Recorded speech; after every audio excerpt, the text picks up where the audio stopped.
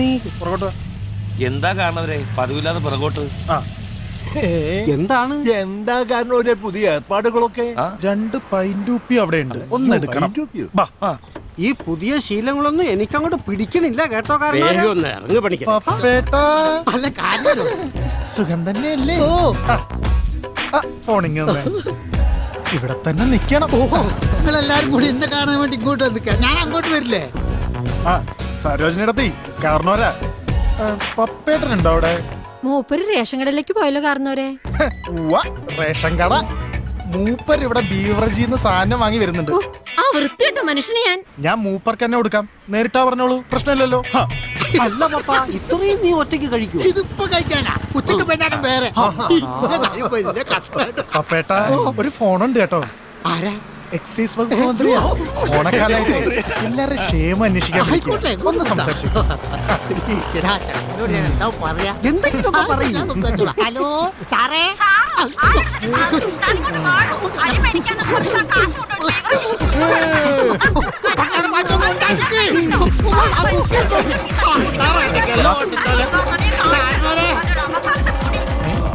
ഇങ്ങനത്തെ ഓരോ പ്രവൃത്തികൾ ചെയ്യുമ്പോ വല്ലാത്തൊരു നിർവൃതി അല്ലേ കാരണവരെ?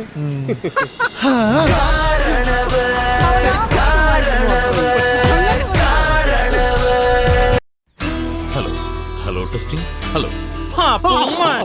എന്തത്? ഇതൊക്കെ വർക്ക് ചെയ്യുന്നുണ്ടോ നോക്കട്ടെ, അതിനുവേണ്ടി പറഞ്ഞാണ്. എന്താ അസുഖം? പൈസക്ക് മുട്ടൊന്നുമില്ലല്ലോ. എന്നാ നോക്കാം. അടുത്തിരിക്കൂ. ശ്വാസം ഉള്ളിലേക്ക് വലിക്കൂ, പുറത്തേക്ക് വരൂ. നന്നായി ഉള്ളിലേക്ക് വലിക്കൂ. Hello, doctor Christy Joban speaking. പ്രോഗ്രാമിനാണോ അസുഖമാണോ? പ്രോഗ്രാമാണ്. പറയൂ പറയൂ, എവിടെയാണ്? ആറ്റിങ്ങൽ. പുതിയ ഐറ്റം ഉണ്ടോന്നോ? എന്ത് ചോദ്യമാണ്? ദേ കേട്ടോളൂ, നമ്മൾ തിയേറ്ററിൽ പോകുമ്പോൾ പരസ്യത്തിന് ശബ്ദം കേൾക്കാറില്ലേ? അത് ഞാൻ പറഞ്ഞു തരും. ശ്വാസകോശം സ്പോഞ്ച് പോലെയാണ്. ശ്വാസം ഉള്ളിലേക്ക് വലിച്ചു കയറ്റുവാൻ രൂപപ്പെടുത്തിയത്. ചിലർ അതിനെ സിഗരറ്റ് വലിക്കുവാൻ ഉപയോഗിക്കുന്നു. എങ്ങനെയുണ്ട്? അതാ ഞാൻ പറഞ്ഞത്. ശരി ശരി, അഡ്വാൻസ് ആയിട്ട് വന്നോളൂ. ഓക്കെ. എന്താണ്? ഹലോ, ശ്വാസം വിട്. ശ്വാസം വിടോ. എന്താ അബദ്ധം ചേട്ടാ കാണിച്ചത്? എന്താ വലിച്ചു പിടിക്കാൻ പറഞ്ഞ? ശ്വാസം പുറത്തേക്ക് വിട്ടുകൂടായിരുന്നോ? പറഞ്ഞില്ലാലോ. എന്റെ ദൈവമേ, ഇനി കൂടുതൽ വിടേണ്ടി വരില്ലായിരുന്നു. ശ്വാസം ഉള്ളിലേക്ക് വലിക്കൂ, വിടൂ. ദൈവമേ, ഉള്ളിലുള്ളതെല്ലാം അടിച്ചു പോയി, ഒന്നും കേൾക്കുന്നില്ലല്ലോ. ആ, അതേക്ക് വലിച്ചോളൂ, പുറത്തേക്ക് വിടൂ. അതേക്ക് വലിച്ചോളൂ. ഈ മരുന്ന് ഒരു 2 നേരം കഴിച്ചാൽ മതി. ചേട്ടന്റെ എല്ലാ അസുഖങ്ങളും മാറി കേട്ടോ.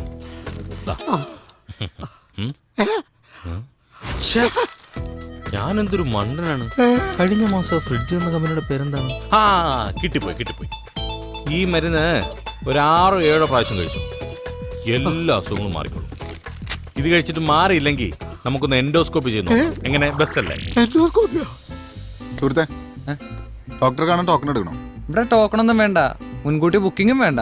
കയ്യിൽ കൊള്ളാൻ നേരെ ഇടിച്ചു കയറി കാണാം. പിന്നെ ഈ ബുക്കിംഗ് നമ്പറോ? അതങ്ങനെ മിമിക്രി പരിപാടി ബുക്ക് ചെയ്യാനുള്ള നമ്പരാ. അടുത്ത മാസം ടൗൺ ഹാളിൽ എന്റെ ഒരു പ്രോഗ്രാം ഉണ്ട്. അതിന്റെ ടിക്കറ്റ് പുറത്ത് വിൽക്കുന്നുണ്ട്. ഒരു ടിക്കറ്റിന് 2000 രൂപയാണ് വില. ഒരു 5 എണ്ണം മേടിച്ചോണ്ട് പോയിക്കോ.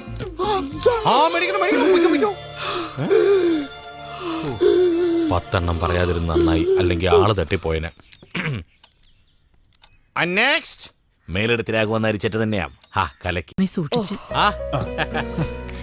നിങ്ങളായിരുന്നു.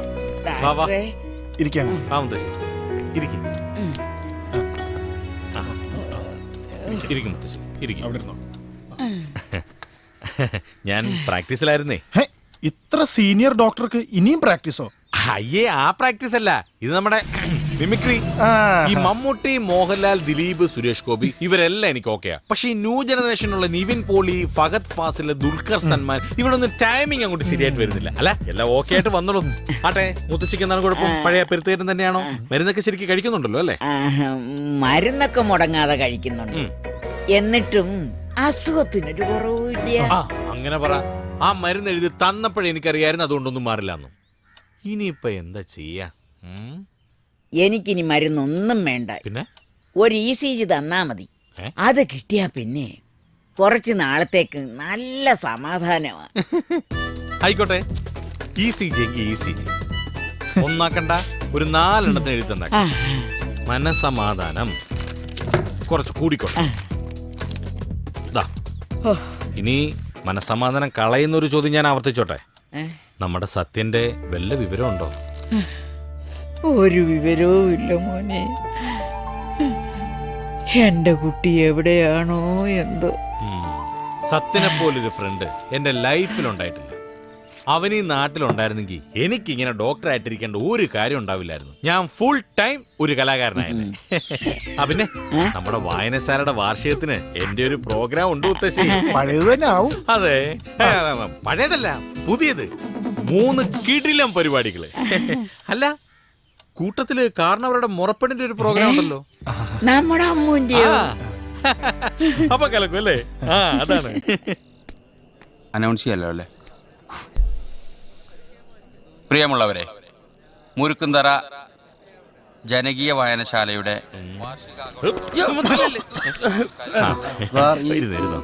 ഈ ചുമക്ക് എന്തെങ്കിലും ഒരു മരുന്ന് ഇവിടെ മിമിക്രി ഉണ്ടാക്കാൻ നിൽക്കുമ്പോഴാണോ തനിക്ക് ചുമക്ക് മരുന്ന് ഉണ്ടാക്കാൻ പോകുന്നത്? ഗാനസന്ധ്യയ്ക്ക് ശേഷം ഡോക്ടർ ക്രിസ്റ്റി. പ്രിയമുള്ളവരെ, നിങ്ങളേവരും ആകാംക്ഷയോടെ കാത്തിരിക്കുന്ന ഡോക്ടർ ക്രിസ്റ്റി ജോപ്പന്റെ മിമിക്സ് കാരിക്കേച്ചർ ഉടൻ തന്നെ ആരംഭിക്കുന്നതായിരിക്കും.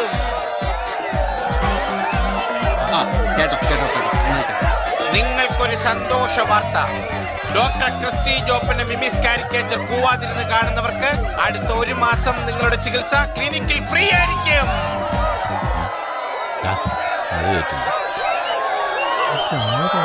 ആരിതൊക്കെ?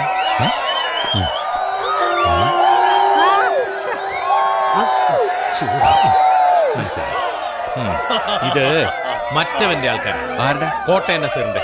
മിമിക്രിയിൽ അവൻ എന്നെ മാത്രമല്ലേ പേടിയുള്ളൂ. അതുകൊണ്ട് കാശ് കൊടുത്ത് ആളെ ഇറക്കിയിട്ട് എന്നെ കൂവി തോപ്പിക്കാനുള്ള പരിപാടിയാ. പക്ഷെ ഞാൻ തോക്കില്ല. ഡോക്ടറെ, ജനവികാരത്തെ പൈസ കൊണ്ട് അളക്കല്ലേ. പ്രിയമുള്ളവരെ, ഗാനസന്ധ്യ ആരംഭിക്കുന്നു. സൈലന്റ് ആയല്ലോ. ഈ പ്രോഗ്രാം നിങ്ങൾക്കായി സ്പോൺസർ ചെയ്തിരിക്കുന്നത് ഡോക്ടർ ക്രിസ്റ്റി ജോപ്പൻ ക്ലിനിക് മുരുഖിന്തറ.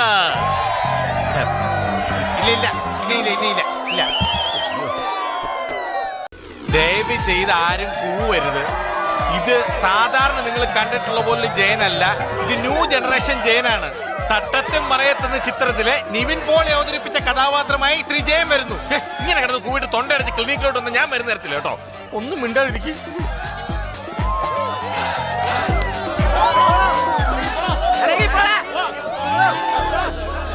കോളേജിന്റെ വരാന്തയിലൂടെ ശാന്തയുടെ കൈയും പിടിച്ച് ഞാൻ നടന്നു. വടക്കൻ കേരളത്തിൽ മാത്രം കണ്ടുവരുന്ന ഒരു തരം വെടക്ക് കാറ്റുണ്ട്. അതിന്റെ പാന്റിന്റെ ബെൽസിലും ഹെലികോപ്റ്ററിന്റെ ചിറകിലും തട്ടിപ്പറന്നു. ഉള തട്ടുവിട്ട് വരുന്നത് കണ്ടാൽ എന്റെ സറേ അലവലാത് ഷാജി പോലും തട്ടിപ്പോകും. എല്ലാവരും മരിച്ച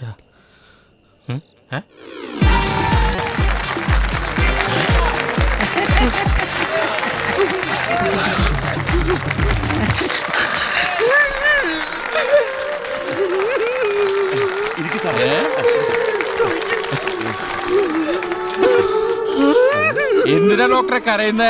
അവര് കൈയടിക്കല്ലേ? ഇതിനു മുമ്പ് അവര് കൈയടിച്ചപ്പോഴൊക്കെ കൈയുടെ ഇടയിൽ എന്റെ തലയുണ്ടായിരുന്നു. ആദ്യമായിട്ട് അവരിങ്ങനെ ആത്മാർത്ഥമായിട്ട് കൈയടിക്കുന്നത്.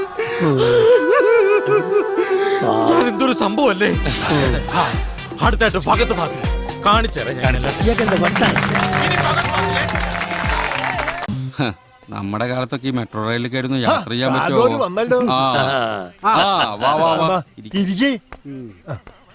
അല്ല, കാരണം അമ്മൂന്റെ കൂടെ പോരാഞ്ഞ് അതിനുള്ള ബോധമൊന്നും ഇല്ലല്ലേ? ബോധല്ല, വാദം. മഞ്ഞ ഗുളിയ. എന്താന്ന്? ഒരു മഞ്ഞ ഗുളിയ മതിയല്ലോ എല്ലാം കുളവാക്കാൻ. വല്ല മനസ്സിലായ? പിന്നെ കൃഷി ഓഫീസർ മാറി പുതിയ ആള് വന്നോ? അത് വന്നോളൂ. കാരണം ഒരാദ്യം ഇത് പറ, എന്താണ് ഇനി പ്ലാൻ? ആ തെങ്ങുകളുടെ കടയൊന്ന് മാന്തണം, നെല്ലിന്റെ കള പറിക്കണം, പിന്നെ കൃഷി ഓഫീസിൽ നിന്ന് വളവും വാങ്ങണം. അതെ, ഈ അമ്മൂന്റെ കാര്യത്തിൽ എന്ത് വളരാനാണ് ഉദ്ദേശിക്കുന്നത്? എന്ത്? കോളേജിൽ അവള് പഠിക്കുന്നേ. കണ്ടൽക്കാട് പോലെ മുടി വളർത്തിയ യോയോ പിള്ളേരുടെ കൂടെ ഒരു ഊന്നുകാല് കൊടുത്ത് കെട്ടിയില്ലെങ്കിലേ വാഴ അങ്ങോട്ട് മറയും. അമ്മൂന്റെ കാര്യത്തില് എനിക്കൊരു പേടിയില്ല. അനുഭവങ്ങളാണ് മോനെ ഞങ്ങളെ കൊണ്ട് ഇതൊക്കെ പറയിക്കുന്നത്. ദാ, ഈ ഇരിക്കുന്ന പ്രഭാകരന്റെ കഥ അറിയോ?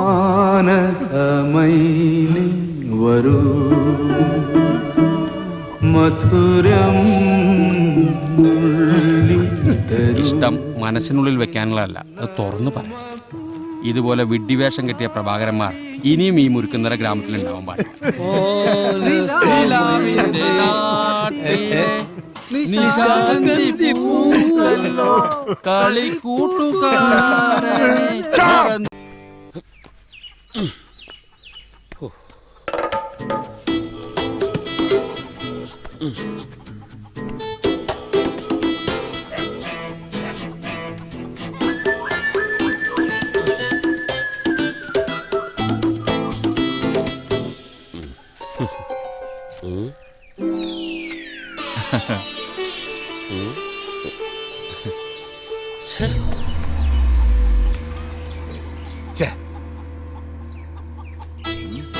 അളിയന് ബോംബെയിൽ എന്തായിരുന്നു പണി? കുറച്ചു കാലം മഹാരാഷ്ട്ര ഗവർണറായിരുന്നു. ശമ്പളം കുറവായതുകൊണ്ട് ഒരു തുണി കമ്പനിയിൽ വാച്ച്മാനായിട്ട് കയറി. അളിയൻ അസലായിട്ട് ആക്കുന്ന കൂട്ടത്തിലാണല്ലോ. എനിക്ക് വിരോധമില്ലാട്ടോ. അളിയനും അളിയനാവുമ്പോ അടുത്തിരുന്ന് സംസാരിക്കുന്നതാ ശരി. ബോംബെയിൽ ഇപ്പോഴത്തെ കാലാവസ്ഥ എങ്ങനെയാ? തണുപ്പാ ചൂടാ? ഇവിടെ ഇപ്പം ഭയങ്കര തണുപ്പാ. പൊതയ്ക്കാണ്ട് കിടന്നുറങ്ങാൻ പറ്റില്ല. ഇയാൾ എന്തോ കാണിക്കുന്നത്? അങ്ങനെ പറയരുത്. ഞാൻ മോശമായിട്ട് എന്തെങ്കിലും പറഞ്ഞോ? എന്തെങ്കിലും കാണിച്ചോ? എനിക്കൊന്ന് കണ്ടാ മതി. അയ്യേ, ഇയാൾ ഇത്രക്ക് ബോറനാണോ?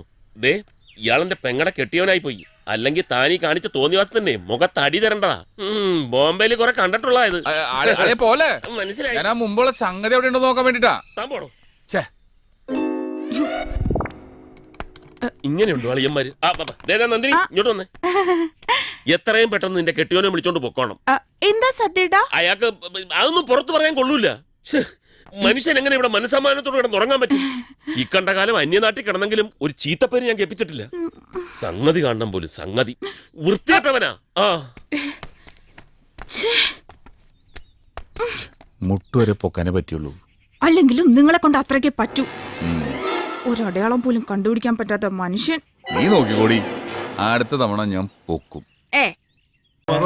എന്റെ പ്രിയപ്പെട്ട ആരാധന കുസുമമേ, എന്റെ കാരണവരെന്ന ഞാൻ കഴിഞ്ഞ കുറെ ദിവസങ്ങളായി അനുകൂലമായ ഒരു മറുപടി തന്നു. എനിക്ക് കൃഷി ഓഫീസിൽ പോയി ലിസ്റ്റ് പ്രകാരമുള്ള സാധനം വാങ്ങാനുള്ള നിന്റെ അനാവൃത കുസുമതാ പോണ്. ഐശ്വര്യായിട്ട് അവളെ കൈ കൊണ്ടേ കൊടുക്ക. ഞങ്ങളുണ്ട്. വേഗം ചെല്ല്. ശുഭസ്യ ശീഘ്രം എന്നാണല്ലോ ചൊല്ല്. പ്രാർത്ഥിക്കണേ എന്റെ ദേവി, കാത്തോളണേ.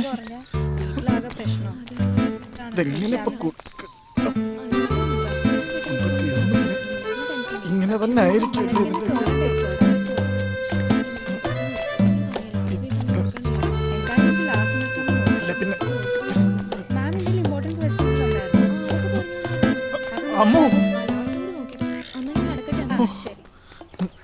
എന്താ കാരണവരെ?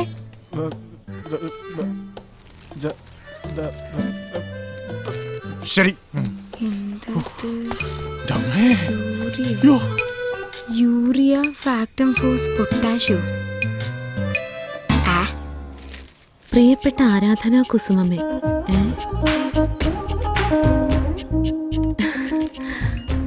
കാരണവരെന്ന് ഞാൻ കഴിഞ്ഞ കുറെ നാളുകളായി നിന്നോടുള്ള പ്രണയ പാരവശ്യത്തിലാണ്. ഈ മഴ പെയ്യുന്നതിനോട് കൂടി ഉഴുത് നല്ല വിത്തിറക്കിയാലുണ്ടല്ലോ. എനിക്ക് മാത്രമല്ല, കൃഷി ഓഫീസർക്കും എന്റെ ഗുണം ഉണ്ടാവേ. അപ്പൊ ഞാനങ്ങോട്ട് ഞാൻ പ്രതീക്ഷിക്കും. എന്നെ നിരാശപ്പെടുത്തരുത്.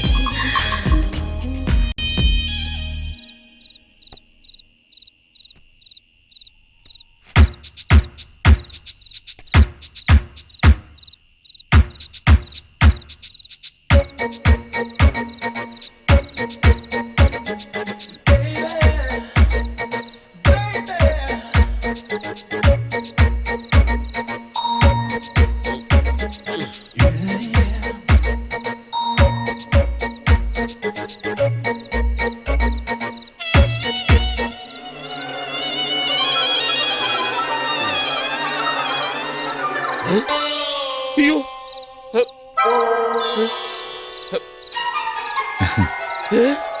എന്താണോ? പ്ലീസ് ഒന്ന് കണ്ടോട്ടെ. പോണോ? ഇയാളെ കൊണ്ട് തോറ്റല്ലോ. മനുഷ്യനെ ഉറങ്ങാനും സമ്മതിക്കില്ലേ? സംസ്കാരം ഇല്ലാത്തവൻ. ഒന്ന് കണ്ടെന്ന് വെച്ചപ്പോ എന്താ കുഴപ്പം? പോണോ? വിടില്ല ഞാൻ, കണ്ടിരിക്കും. അവിടെ തന്നെ.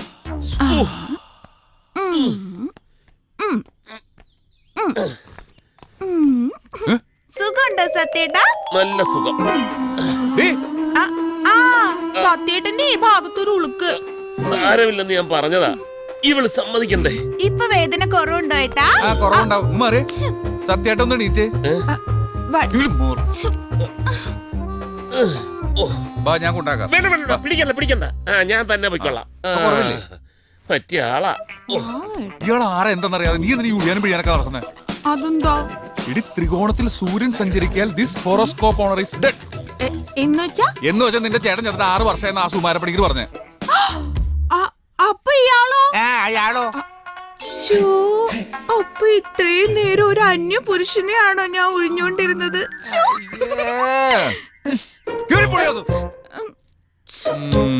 വേദന ഉള്ളവരെ സഹായിക്കണം ഇത്ര വലിയ തെറ്റാണോ? ഇയാൾ ആരാ?